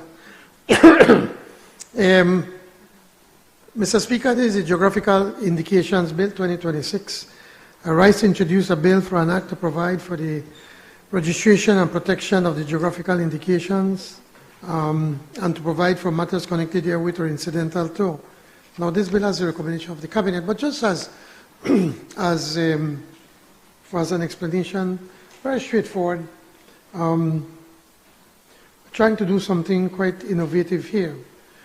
As geographical indications is a sign applied to a product that originates from a specific place and that possesses qualities, a reputation, or characteristics essentially attributable to its geographic origins. For explanation, as an example, colleagues and Mr. Speaker, you have tequila. You can only do tequila in Mexico, and not just Mexico country, a specific region within Mexico. Champagne is another one that we all are aware of. It can only be produced in France, in a specific area, I think they call the area Champagne. And only those areas can produce champagne. There have been, I think the Chinese tried to come up with their own version of champagne, bubbly, but it's still not the same. So what we are attempting to do now, we believe that we have certain qualities and certain products in certain regions that could probably qualify to have this brand, such as tequila and champagne. So we are presently working on a preliminary list of potential geographical indicators, which include products like cacao and cacao products. We produce some of the best cacao in the world. When you see some of the best, when we, and Oscar is a minister from, or a representative from Toledo West is also a cacao, farmer. Big farmer. Yeah. He took on big ones. You should see what all the man he produces. So we have down south cacao and cacao products. And again, I add, when you go internationally, when you see cacao or chocolates, and they would put from cacao from Belize, it gives you, especially in Europe, it gives you such a great feeling that they're using our cacao to do these high quality products. We also have the cocoon oil that we can produce. We have not done much, but we have quite a lot of cocoon, and if we, again, to be able to brand that as a Belizean product, it could be able to increase the value of our cocoon oils. We have citrus fruits. A lot of people don't know this, but the citrus juice that we take here, they buy it, for instance, in areas like the United States, and they use it to blend with other juices that they have, because for their one is of lower quality, and ours is of such high quality that they blend it. And so I think there's another opportunity for us. The chate leaves that the Guatemalans were coming in, especially in the Chiquibul Forest and National Park, that they were just raiding the chate leaves. That's another product that we believe that we can protect and have special status for them. Condiments, hot sauces. We have some of the best hot sauces in the world. Everybody know about Marie Sharp, but apart from Marie Sharp, they have so many of them, and all of them are of such high quality because of the good peppers that we grow in Belize. We have wines and spirits. When you ever think that we have wines and spirits, you think that for the foreign, Italy and Spain and United States and France and Chile, we also have, using our own products like blackberry and the cashew and the other ones. So again, we believe that there is an opportunity for our people. Seaweed and the jipapi japa. Yes. Yes. How is it? JP Papa? JP Japa, yes.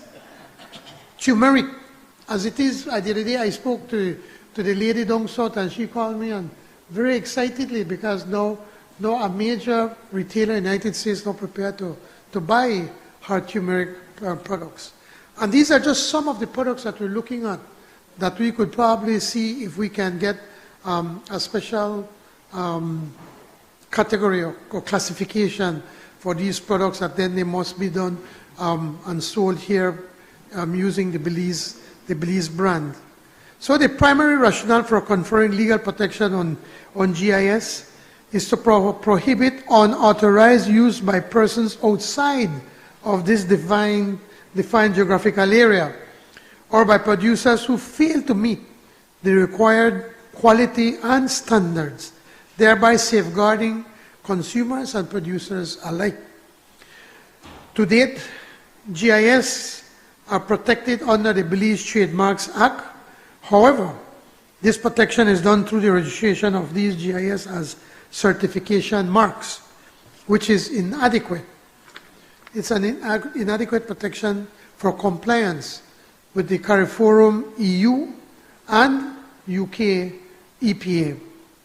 The draft geographical indications bill under consideration provides a legal framework necessary to, one, register and protect GIS in Belize, satisfy the requirements of the intra-CARIFORUM agreement, fulfill Belize's EPA's obligations.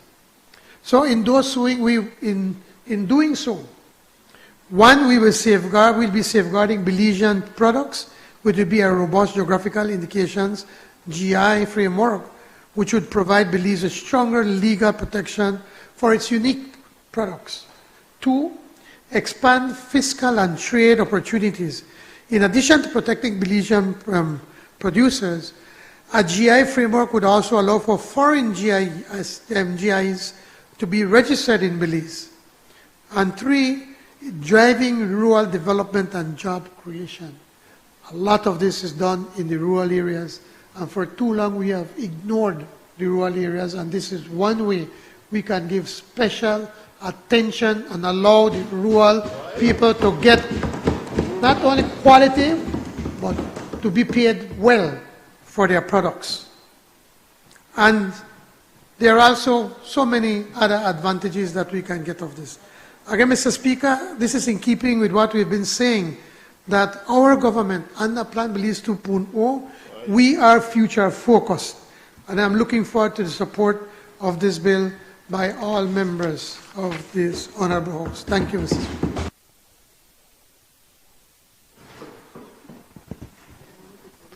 Honorable members, that bill is referred to the Constitution and Foreign Affairs Committee for examination, consideration, and report. I recognize the Honorable Minister of Immigration,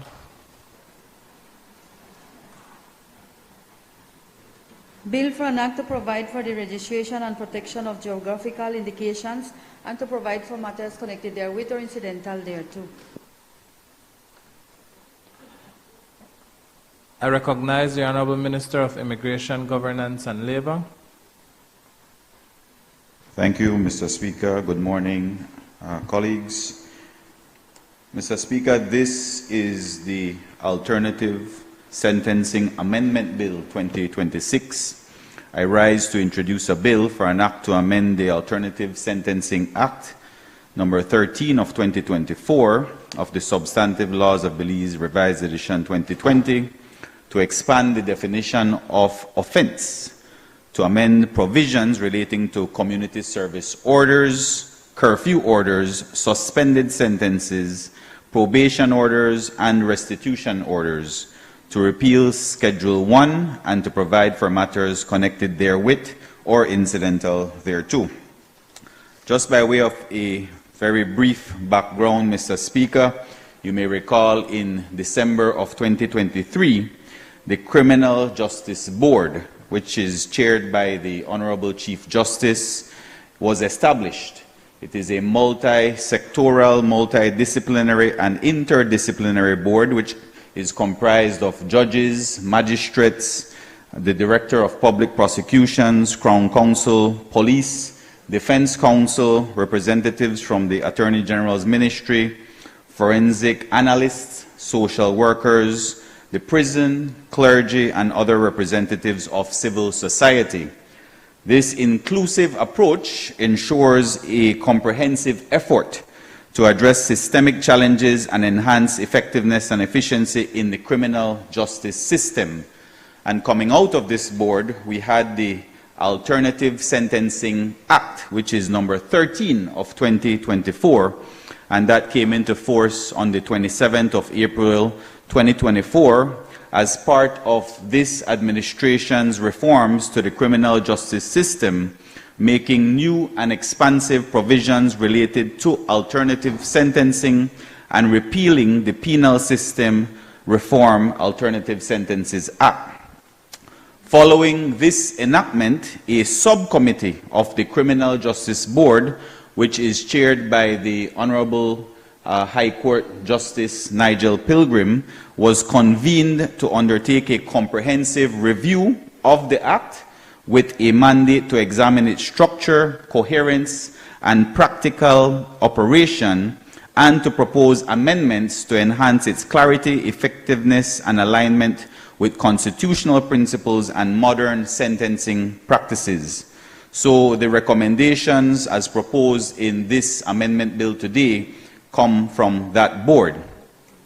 Just to give a little overview, Mr. Speaker, currently Section 2 of the Alternative Sentencing Act defines the word offense as an offense triable on indictment, which, with the consent of the prosecution and the accused person, may be tried summarily, or B, an offense triable summarily and not otherwise. The current definition of offense in Section 2 is unduly restrictive, limiting the application of the Act to summary and certain hybrid offenses and creating internal inconsistencies across provisions. This restricts the court's ability to impose appropriate alternative sentences in suitable cases. A broader definition is necessary to ensure coherence within the Act to permit greater flexibility in sentencing while still excluding the most serious offenses. Furthermore, Section 18(1)(a) currently includes reference to crime prevention initiatives as a sentencing consideration, which risks conflating judicial and executive functions. The current wording seemingly imposes executive considerations for judicial officers. The judiciary's role and process in sentencing have been clearly set out in precedent from the Apex Court, and advancing crime prevention initiatives does not form part of judicial sentencing functions. Sentencing should remain a judicial function separate from executive crime prevention policy. Third, in addition to the continued reliance on Schedule 1 to determine eligibility for alternative sentencing, restricts judicial discretion and creates interpretive uncertainty. The repeal of Schedule 1, together with the incorporation of any necessary exclusions within substantive provisions, will improve clarity and flexibility in the application of the Act.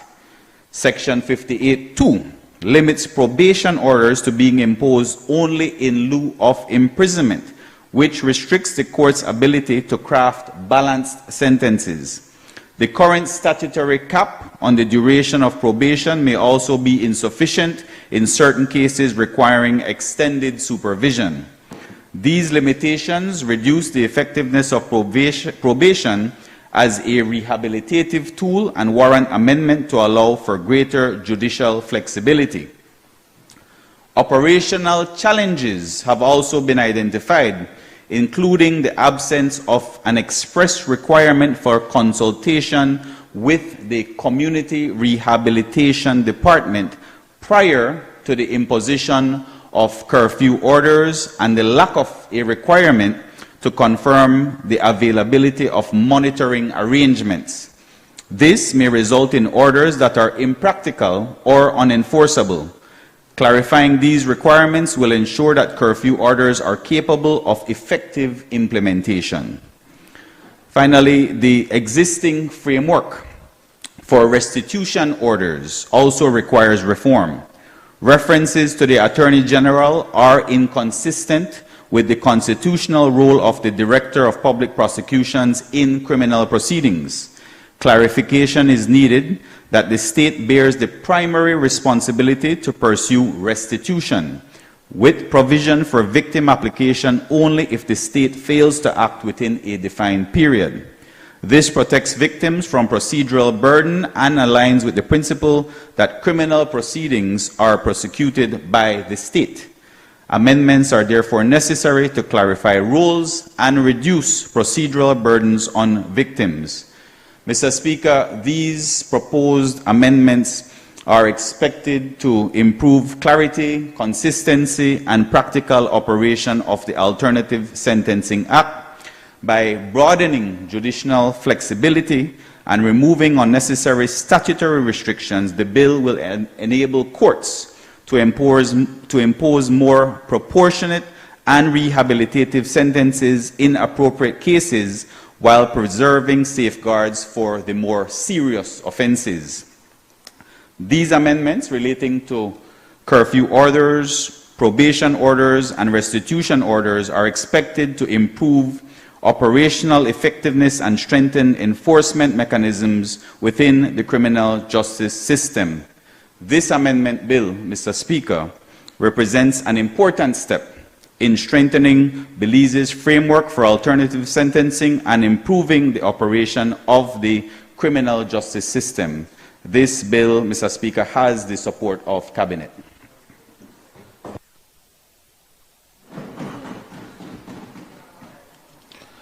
Honorable members, that bill is referred to the Constitution and Foreign Affairs Committee for examination, consideration, and report. Bill for an act to amend the Alternative Sentencing Act, Act number 13 of 2024 of the Substantive Laws of Belize, Revised Edition 2020. I recognize the Honorable Minister of Immigration, Governance, and Labor. Mr. Speaker, this is the Criminal Code Amendment Bill 2026. I rise to introduce a bill for an act to amend the Criminal Code, Chapter 101 of the Substantive Laws of Belize, to provide for public accessibility to the National Sex Offenders Database, to provide for in-camera proceedings for certain offenses, and to provide for matters connected therewith or incidental thereto. Mr. Speaker, how sexual offenses are prosecuted and what systems are put in place to address recidivism of sexual offenders have and continue to generate much public debate. Similarly, the treatment of sexual offenses and cases involving child witnesses are among the most sensitive matters before the courts.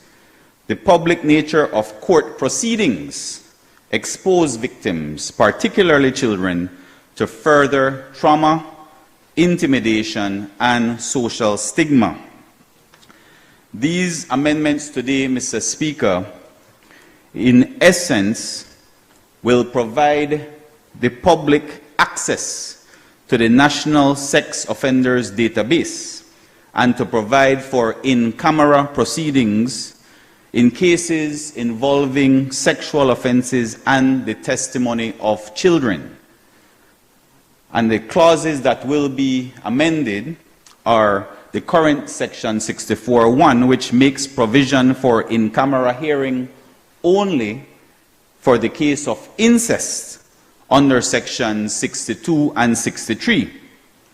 Under the new Part 3, Section 335, an expanded list of sexual offenses included under Section 62 and 63 will be heard in camera.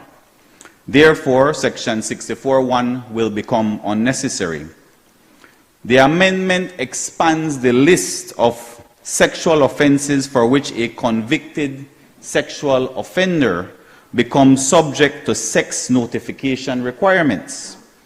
There's also an amendment to Section 65A, removing the requirement or need for a member of the public to apply for permission to have access to the National Sex Offenders Database, and instead to allow for general access to the public. And finally, the insertion of a new Part 3. This new part will make provision for in-camera hearings for proceedings relating to sexual offenses and testimony of children. Mr. Speaker, if you may recall, in February of 2014, this National Assembly enacted Act number 12 of 2014 to make provisions for the reform. He might be too young for remember that, no? For the reform of laws relating to sexual offenses. By this piece of legislation, Section 65 was amended and Section 65A, 65B, and 65C were incorporated in the Criminal Code. By the amendment to Section 65, a court is now mandated when sentencing a convicted sexual offender to additionally sentence the convict to counseling, medical or psychiatric treatment. Furthermore, the amendment to Section 65 provided that a sexual offender shall not change his residence without prior notification to the Commissioner of Police and to the Director of Human Development in the ministry responsible for human development, women and youth, and shall comply with such other requirements as the Commissioner of Police may specify for the protection of the public. Section 65A, meanwhile, among other things, provided that a convicted sexual offender is subject to sex offender notification requirements and therefore is mandated to provide the following information at any police station in the district that he or she resides. 1. His or her name and where they use one or more other names, each of those names, his or her home address, and if that address changes, the new address shall be provided within 14 days after leaving the former address, their date of birth, their occupation and address of their place of work, and their criminal convictions and corresponding sentences. The information received from the convict is collated and recorded on a database known as the National Sex Offender Database, and the information is kept in the database for 10 years. It is the responsibility of the Commissioner of Police and the Minister with responsibility for police to manage, maintain, and update the database, and members of the general public can access the information in the database by written application. So that is what is being changed today. You can now access it as a member of the public. Well, not today, but when it is passed. Section 65B, meanwhile, provides that whereas a convicted sexual offender fails to comply with sex notification requirements, that person is liable on conviction to a fine not exceeding $10,000 or to imprisonment for a term of 5 years or both. Section 65C empowers the court to make prohibition court contact orders in cases where allegations in relation to child abuse, including any sexual offenses, are made, impose an order that from the date of the complaint is made to the police until a matter is resolved in court or otherwise, the alleged perpetrator shall have no personal contact with the complainant or the complainant's parents or legal guardians. As it relates to in-camera hearings, Mr. Speaker, the conduct of in-camera hearings is widely recognized as an important safeguard to protect the dignity and privacy of victims so as to encourage the reporting of sexual offenses and to ensure that child witnesses are able to give evidence in a safe and supportive environment. As far back as the year 2002, the Court of Appeal of Belize explained that it is constitutionally permissible for certain types of criminal proceedings to be held in camera. That is to say, that persons other than parties and the legal practitioners representing them may be excluded from the courtroom in the interest of public morality and for the protection of the private lives of persons concerned in those proceedings. The Court of Appeal, Mr. Speaker, further explained, and I quote, "Experience has shown that many females are unwilling to testify in public concerning the details of sexual encounters which have traumatized them and which are the subject of criminal proceedings. International conventions, Mr. Speaker, support the protection of vulnerable victims and witnesses through privacy measures in judicial proceedings.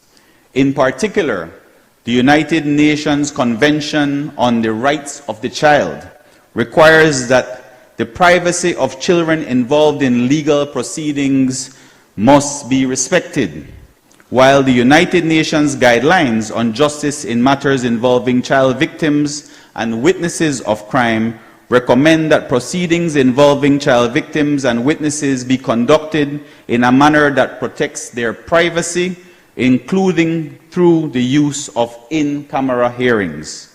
Additionally, international standards under the Convention on the Elimination of All Forms of Discrimination Against Women and the Declaration of Basic Principles of Justice for Victims of Crime emphasize the need to protect victims of sexual offenses from further trauma and public exposure.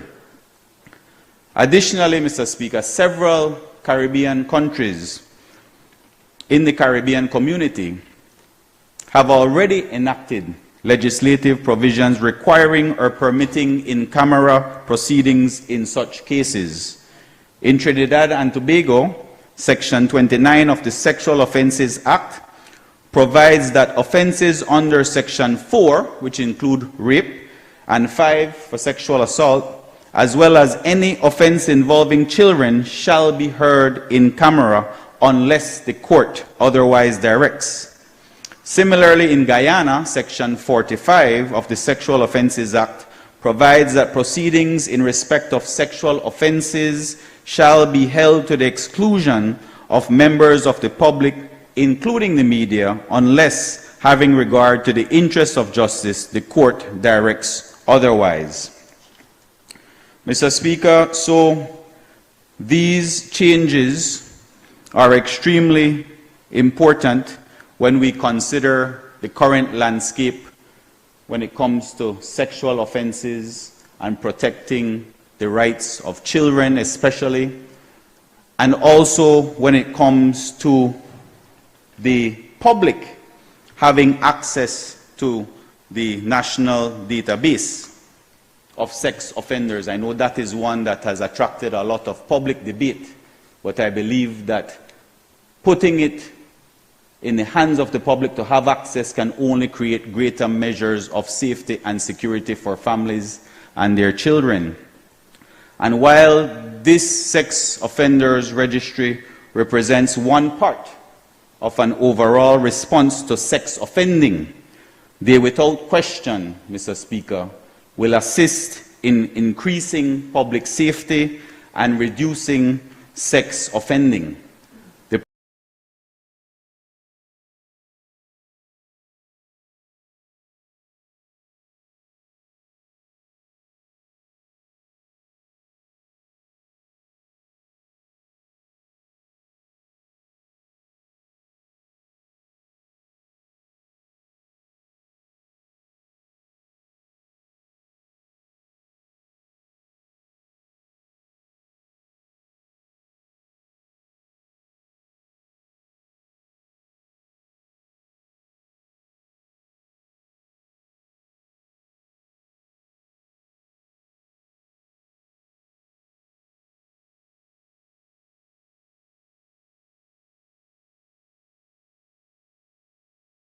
Well, the big loser, and I mean big loser, in California last night was Donald Trump. And the